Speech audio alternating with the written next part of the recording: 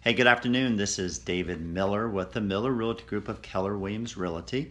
The Orlando Regional Realtor Association put out their new stats, and I wanted to give you my thoughts on what's going on in the market. First of all, want to wish everybody a happy St. Patrick's Day. I am wearing my green here. What a great day. I know the kids in Seminole and Orange County are out starting tomorrow. So if you're out tonight, and if you're drinking, please be responsible and make sure that you have somebody drive you home or have a designated driver. Anyways, let's talk about the stats. One of the first things I like to look at is the inventory of homes. The inventory went down a whopping 81 homes. Not that much of a big deal. But I will tell you, over the past year, it's gone down about 7%. This is the time of year where we do expect the inventory to pick up. So I'll be interested to see what it shows for the months of March, April, and May, because that's when everybody puts their house on the market for the spring, summer selling season. So that would be a good indicator. If we look at the inventory of homes that are on the market, we are sitting at almost 5 months of supply. So we are still in what's considered a seller's market. If you remember my video from last month, I was sort of making fun of the news groups because they're saying, oh my goodness, we're at 6.1 months of inventory. It's a buyer's market. And as expected, that was due because the sales were a little low for January. But when they redid the numbers, actually it was 1745. It went up to about 2100. So if you factor into the numbers, it was never above 6 months. So there's still a good amount of homes out there, not as much as there was last year, but I'm expecting more to come on the market within the next couple months here.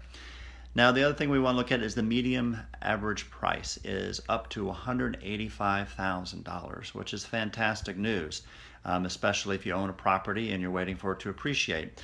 That is 55 consecutive months that number has gone up, and it's a whopping 60% higher than it was July of 2011.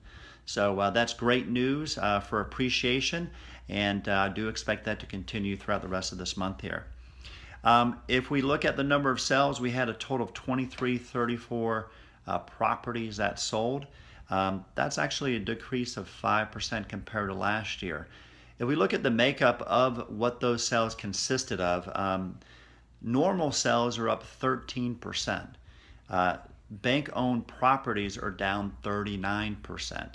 And short sales are down 38%. So what we're seeing is that the distressed sales continue to leave the market, which is great news, and really depending on the neighborhood will dictate on how many you have.